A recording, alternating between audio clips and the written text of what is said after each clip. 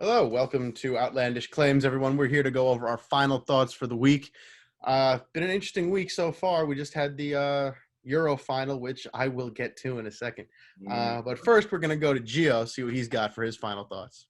So I came across a picture at the UFC main event of TikTok star, I guess you could call her, Addison Rae. And it was a picture of her with a microphone saying, I went to school for 3 months to get this opportunity. If any of you see my Twitter or, follow me or even if you want Twitter in general, you saw a lot of journalism people and students. She was trending for the wrong reason this time. And I was one of those people that was pissed off because let's put it this way. Adam, you know it as well as I do, since you went to school for it, that I went to school for 4 years. I'm in debt. I have a job in the field. But it's not brag, why don't you? Brag a little bit more, why don't you? You have a job. You know what? Brag a little more. Apparently it's not enough, though, because all I need to do to get in her position is not only flaunt what I got, but steal dances from other cultures and become a famous TikTok star. I should have done that from the start instead of spending how much money, 6-digit figures worth of loans to get to this opportunity. That's why people are mad at you, and that's why you got fired right after you sent that tweet, because that was one of the most ignorant things somebody could tweet. I'm happy people are getting the opportunity for stuff like that because it's once in a lifetime, especially in a Conor-McGregor fight that, who knows, may not happen again at this point. But to boast about that and to mock journalists, how about for the people that want to defend her, they do what I did when I was at my previous job and go to a gas station at 5 in the morning with nothing but a $10,000 camera and tripod, with a reporter that does not want to be there, and ask random people that are going to work for the 6 a.m. rush to talk about politics in your local state. While getting paid nothing, getting paid less than $35,000 a year, may I add. Then you can tell me, or you can mock whatever you want to mock.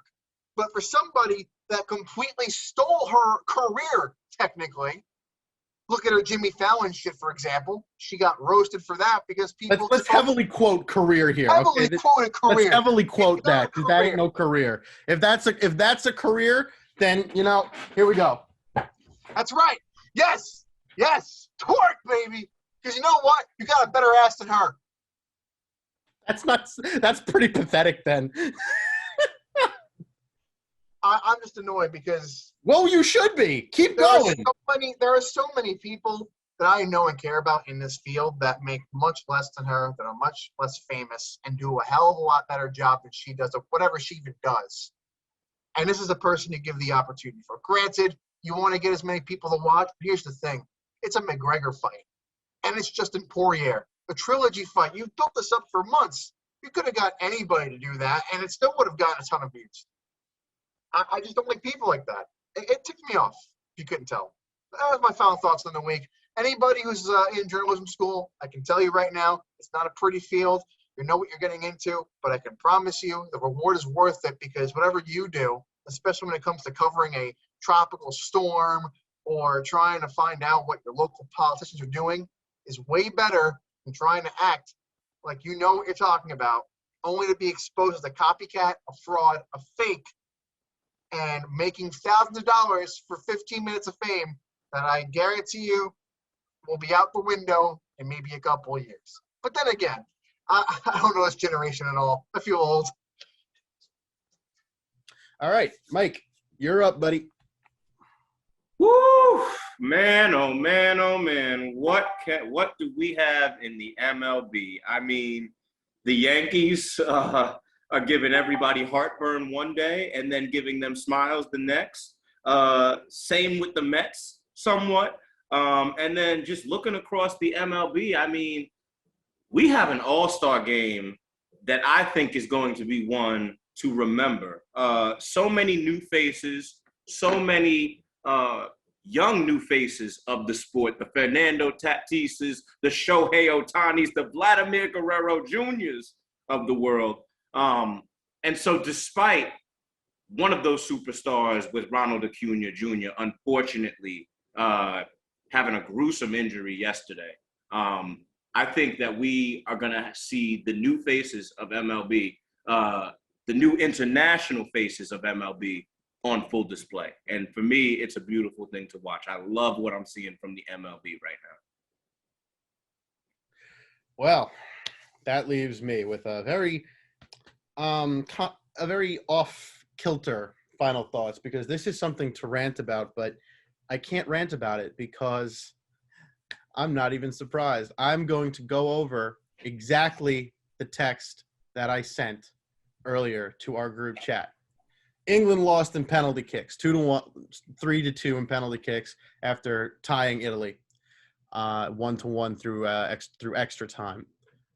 So Italy won the Euro, and the final kicker was a young man, 19-year-old, named Bukayo Saka. I hope I said that name right. I'm really sorry if I didn't.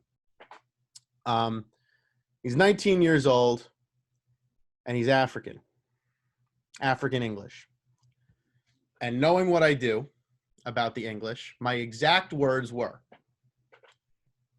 England's loss was not on Saka, but because he is African English, and this is England, and he was the last one to kick, he's going to get all the hate for no reason, because that's how racist British fans are.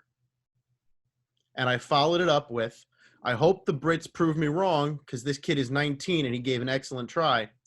But knowing the Brits, I don't trust them for a second. And what does our good friend Mason send to me exactly 8 minutes ago? A link to Twitter saying, after missing his penalty kick, social media users are leaving racist comments on England midfielder Bukayo Saka's Instagram. Now,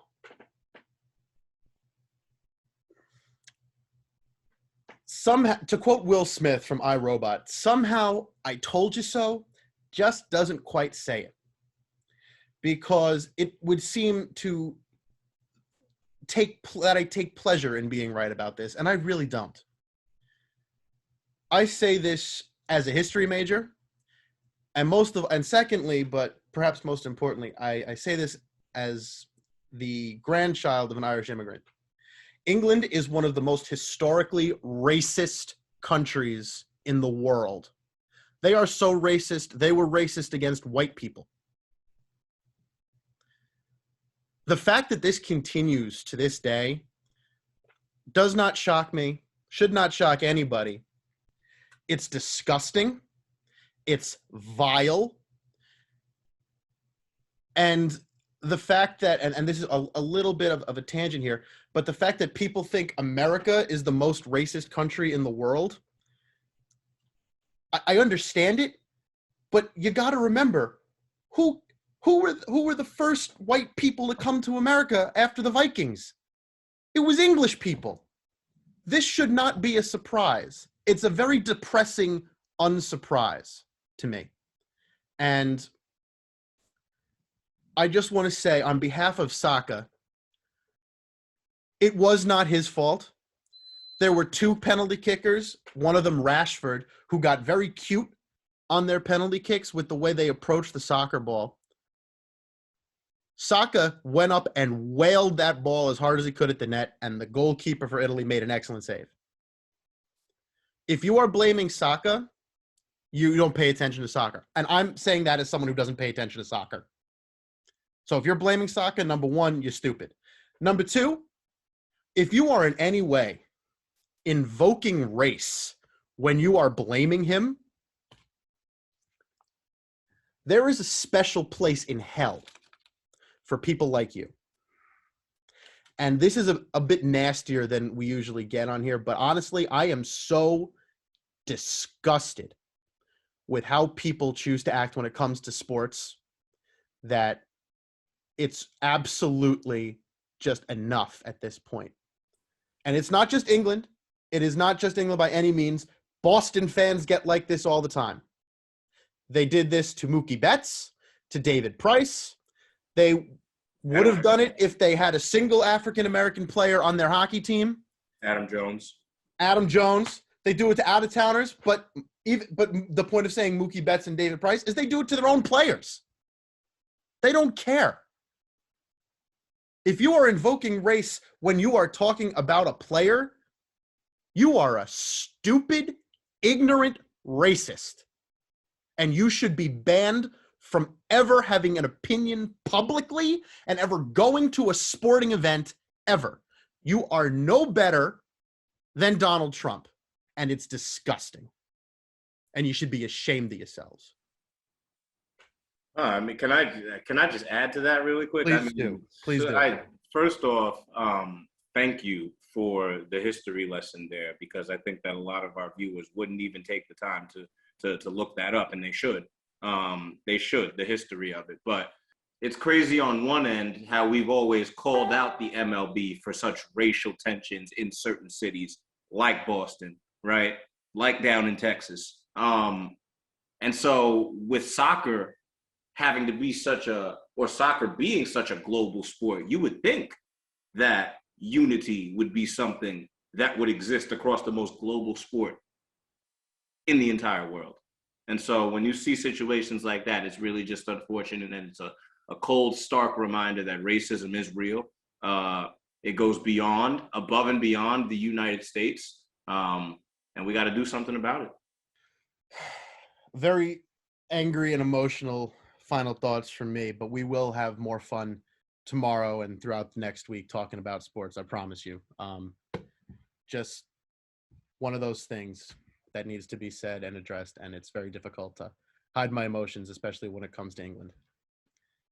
So that will do it for us today. We'll be back tomorrow with an all-new week of Outlandish Claims. Thanks for watching. We'll see you then.